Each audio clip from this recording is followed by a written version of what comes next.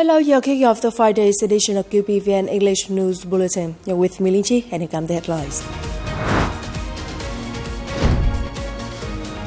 President LUONG hosts welcome ceremony for Cambodian king. National Assembly passes amended law on officers of the Vietnam People's Army. Ministry of National Defense held conference to review November mission performance. On the afternoon of November the 20th in Hanoi, General Secretary Tô had a meeting with Cambodian King Norodom Sihamoni, who is on a state visit to Vietnam. General Secretary Tô affirmed that the party, state and people of Vietnam always remember the support of the Senate, National Assembly, government, military and people of Cambodia, emphasizing that the party and state of Vietnam always attach importance and give top priority to building and developing the Vietnam-Cambodia relations to new heights. King Norodom Sihamoni congratulated the great achievements that the Vietnamese people have made in the course of renewal and development of the country. He affirmed his belief that under the leadership of the Communist Party of Vietnam, headed by General Secretary Tô, the Vietnamese people will gain new and greater achievements, contributing to the common development of the region and the world. The King of Cambodia expressed his deep gratitude for the great, valuable, timely, and effective support that Vietnam has given to Cambodia in the struggle to gain and protect independence against the genocidal regime in the past, as well as in the course of national construction today. Cambodian leaderships and people are highly determined to further foster and preserve the Vietnam-Cambodia relationship. Also, on the afternoon of November the 20th, Cambodian King Norodom Sihamoni had meetings with Prime Minister Phạm Minh Chính and National Assembly Chairman Trần Thanh Mẫn.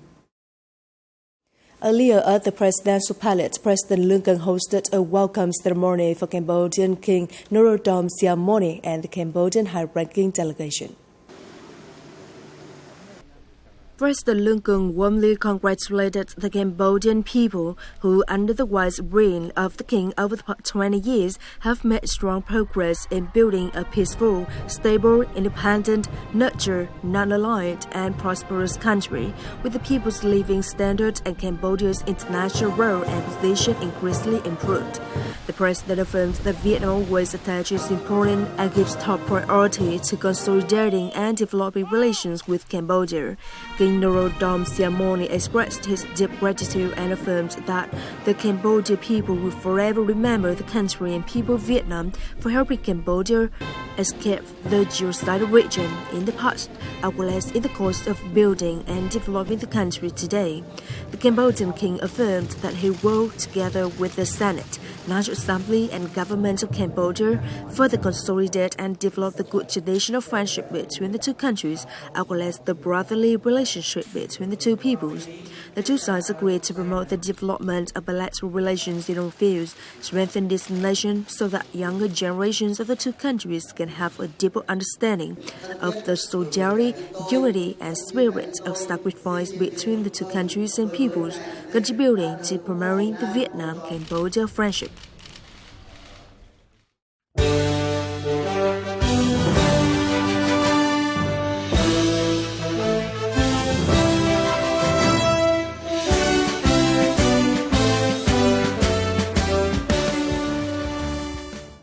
On November the 20th, chaired by National Assembly Chairman Trần Thanh Mẫn, the 15th National Assembly of Vietnam overwhelmingly approved the amended law on the officers of the Vietnam People's Army. The session was attended by President LUONG, Prime Minister Phạm Minh Chính, and General Phan Văn Giang, Minister of National Defense. Kính thưa Quốc hội, kết quả biểu quyết như sau. The vote results are as follows. 459 deputies participated, with 458, equivalent to 0.21%. The National Assembly has passed the amended law on the officers of the Vietnam People's Army with high consensus. Presenting the report on the draft law, Lê Tấn Tới, chairman of the National Assembly's Committee on Defense and Security, noted that the Standing Committee recommended retaining key provisions, including extending officers' maximum service age and clarifying policies on rank promotions, early salary increases, social insurance and housing, and planned benefits. The newly approved law extends the maximum service age for officers by 1 to 5 years, depending on ranks. lieutenants can serve until 50, majors until 52, lieutenant colonels until 54, senior lieutenant colonels until 56, and colonels until 58. The age limit for general retains unchanged at 60. Việc tăng tuổi nghỉ hưu của sĩ quan như dự thảo luật increasing the retirement age for officers with well-trained, experienced military officers while maintaining a balance with young officers needed for modern military. It will also allow officers to accumulate enough years of service to be qualified for the maximum 75% pension. Once enacted, this law will uphold the quality, status, and prestige of the officers of the Vietnam People's Army, strengthening the military's overall strength to protect national independence, sovereignty, unity, and territorial integrity. The law takes effect as from December 1st, 2024.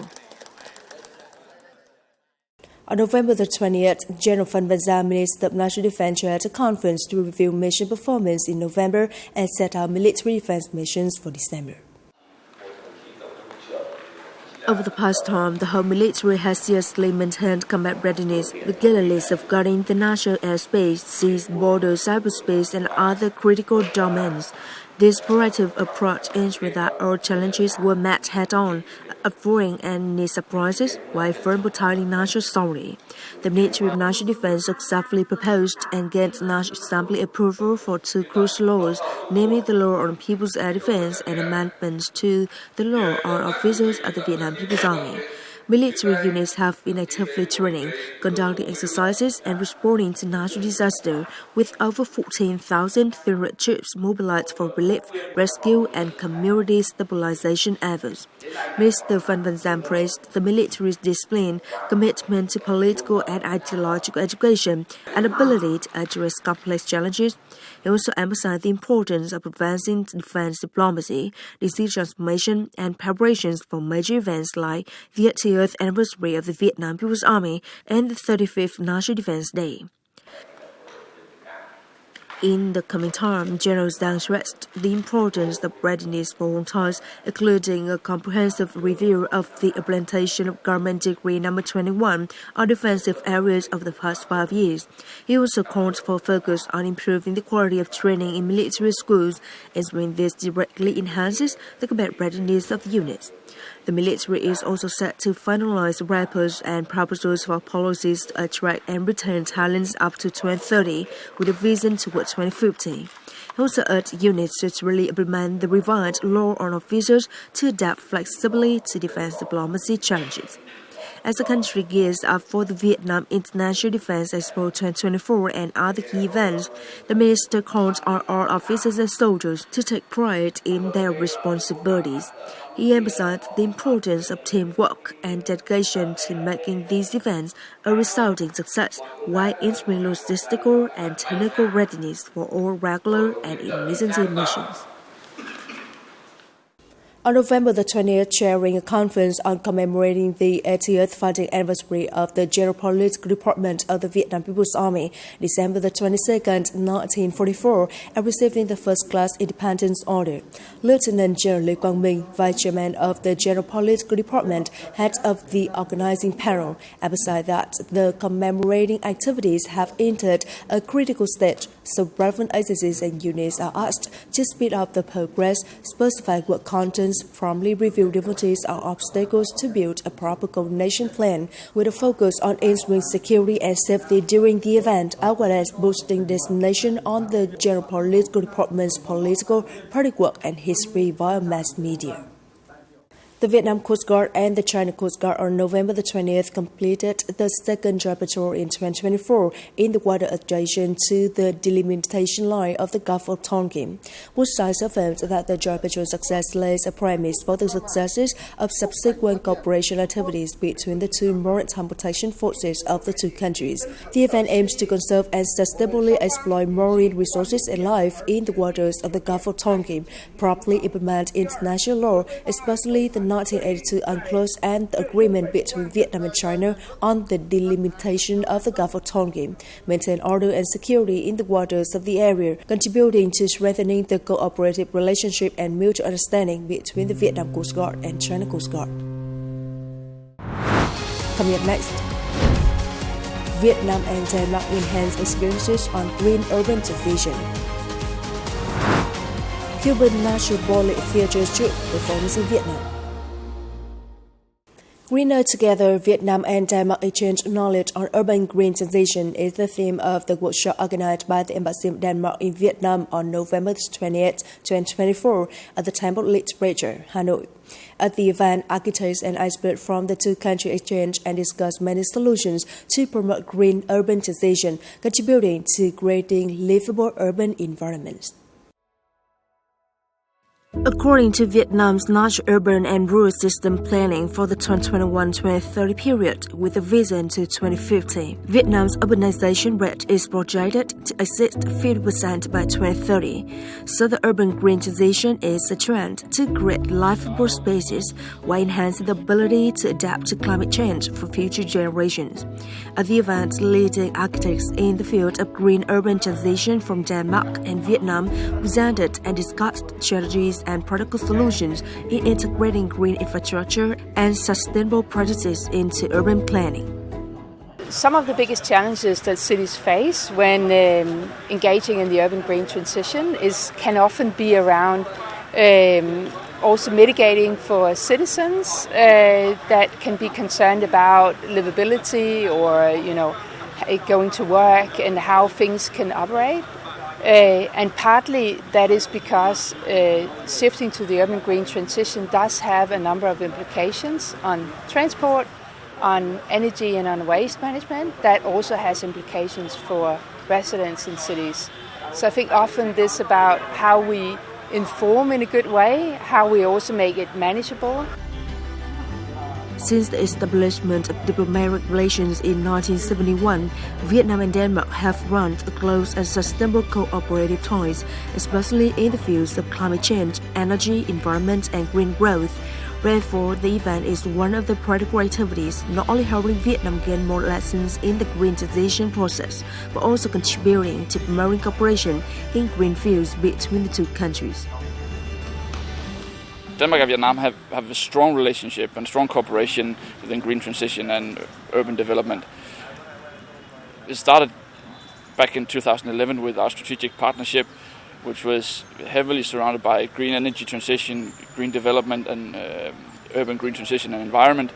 Then last year it was elevated even further in our green strategic partnership, which created a solid bilateral framework for further cooperation within green transition and especially also urban development. Denmark has supplied green energy since 1990. We can learn Denmark's stories of urban management. In Denmark, people have a good awareness in management of urban quality. They often use bicycles and electric vehicles. They are very responsible in keeping the city clean and free of garbage. I think that is very important. Within the framework of the event, the Embassy of Denmark in Vietnam displayed photos introducing the country's green solutions in the fields of energy, water management, circular economy, as well as sustainable and livable cities. On the evening of November the 20th in 2024, at Hồ Theatre, Hanoi, artists from the Cuban National Ballet Theatre had a performance to celebrate the 60th anniversary of the first performance of the Cuban National Ballet Theatre Reup in Vietnam in December 1964. The event is also the start of a series of events toward the 65th anniversary of the diplomatic relations between Vietnam and Cuba, December the 2nd, 1960, December the 2nd, 2025. In his opening remarks at the event, the appointed ambassador of Cuba to Vietnam, Julio Polanco Frutas, highlighted the event as a great source of encouragement, demonstrating the deep interest and high priority of the party and state of Vietnam in cultural development. At the event, Cuban artists served audiences with classic excerpts of Cuban ballet, such as Surfing's Spring Swim or Carmen Suit, which was first staged at the Boys Story Theatre, Moscow in 1967. The Cuban and Vietnamese artists also had joint performance.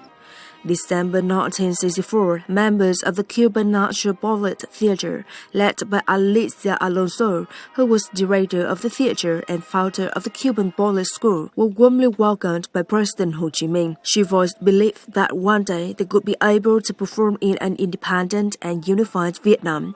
Her wish became true, and this event marks the 60th anniversary of the troup's first performance in Vietnam. The event reaffirms that cultural cooperation is one of the important pillars of the Vietnam-Cuba friendship. It is the end of the English News Bulletin today. You can watch the news again at QPVN.vn. Goodbye and see you next time.